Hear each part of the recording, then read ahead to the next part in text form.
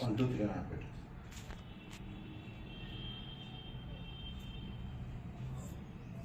The present topic is Bohr's model of an atom.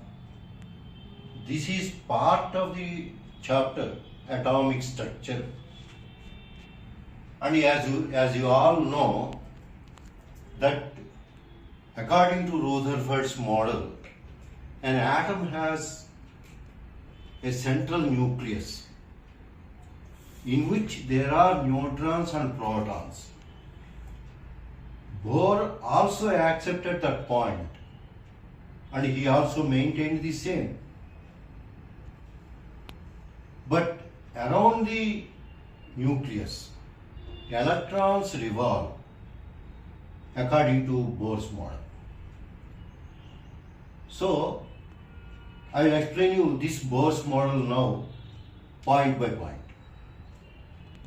The entire mass of the atom, that is neutrons and protons, are present at its center in the form of a small particle called nucleus. And you know that the nucleus has Z protons, where Z is atomic number, and A minus Z neutrons, where A is its mass number. Naturally, A minus Z will give you neutrons.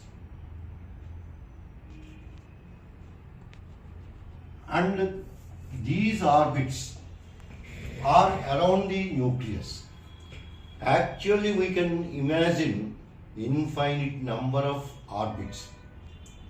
But of all these orbits, only few orbits are accepted according to Bohr's model. Those orbits are the orbits in which the angular momentum of the electron is given by n into h by 2 pi, where n is principal quantum number and h is called Planck's constant. Planck's constant value is 6.626 into 10 power minus 34 joule seconds. So, as long as the electrons revolve in these fixed orbits, the atom does not lose energy nor gain energy.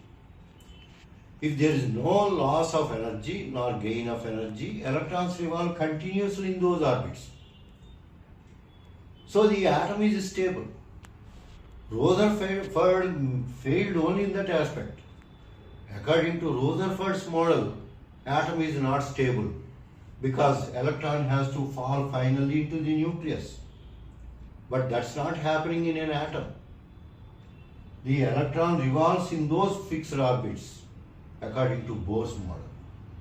What is the condition for the circular orbit?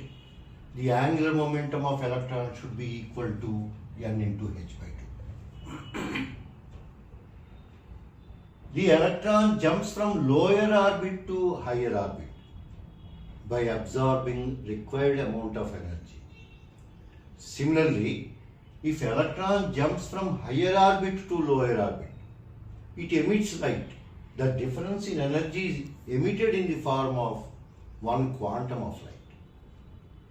So Bohr has given that option also. The electron can jump from lower level to higher level, provided it absorbs the required amount of energy. Similarly, electron can jump from higher orbit to lower orbit, provided it emits light in the form of one quantum of light. And that difference in energy, suppose E2 is the energy of the higher level and E1 is the energy of lower level. That difference in energy, E2 minus E1, is emitted in the form of one quantum of light, that is h nu. So that is according to another postulate of the same Bohr's model.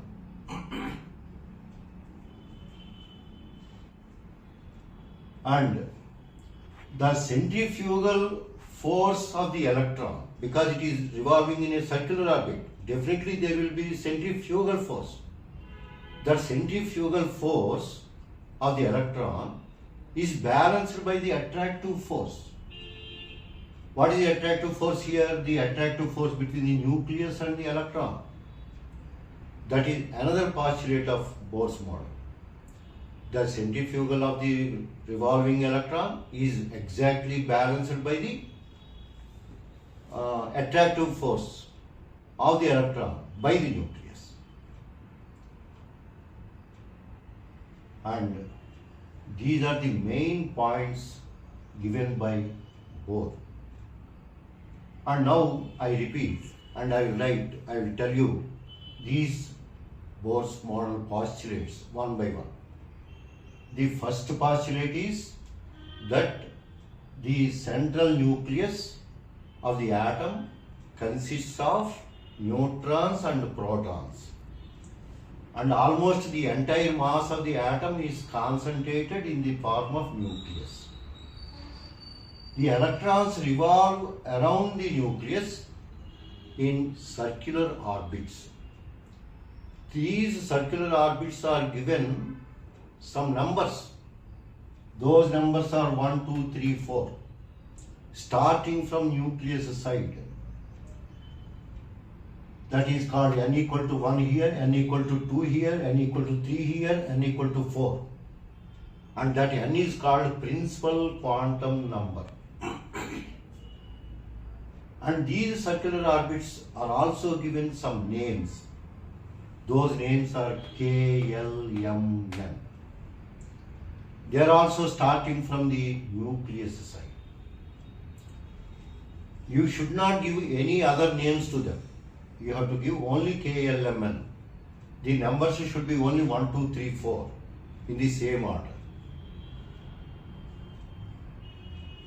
Then these energy levels are having fixed energy. That's why these 1, 2, 3, 4 or K, L, M, N are known as main energy levels or main shells. The energy level near the nucleus has the least energy, and as we go away from the nucleus, the energy of the orbit increases.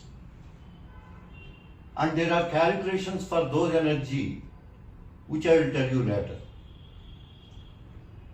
Next point is, as long as the electrons revolve in these orbits, it will not lose energy nor gain energy. There is a condition for the circular orbit, and that condition is that the angular momentum of the revolving electron must be equal to an integral multiple of h by 2 pi, where n is integer and we call that is nothing but principal quantum number, and h is Planck's constant, and Planck's constant value is 6.626 into 10 power minus 34 joule seconds. That happens as long as the electron revolves in that fixed orbit. But the electron can jump from lower orbit to higher orbit by absorbing the energy difference between these two orbits. Similarly, the electron can jump from higher level to lower level by emitting that difference in energy in the form of one quantum of light. And that is why that is expressed here like this. E2 minus E1 equal to h nu, where nu is the frequency of the light emitted. H is Planck's constant as usual. And the last postulate in this theory is that the centrifugal force of the electron is exactly balanced by the nuclear attraction between the nucleus and the electrons. Thus, Bohr is able to explain the atomic model, and he was able to explain the stability of the atom also. And his theory has also explained the formation of spectral lines. and he could be able to explain the number of spectral lines formed. The main defect of Bohr's model is that his theory is applicable only to one electron systems, but not to multi-electron systems. One electron systems are hydrogen, which has only one electron, He+, which also has only one electron, Li+2, which also has one electron, and Be+3, that also has one electron. Thus Bohr's model is applicable only to one electron systems like He+, Li+2, Be+3. But it is not applicable to multi-electron systems like helium, lithium, beryllium, etc. That's all for now for this Bohr's model of an atom.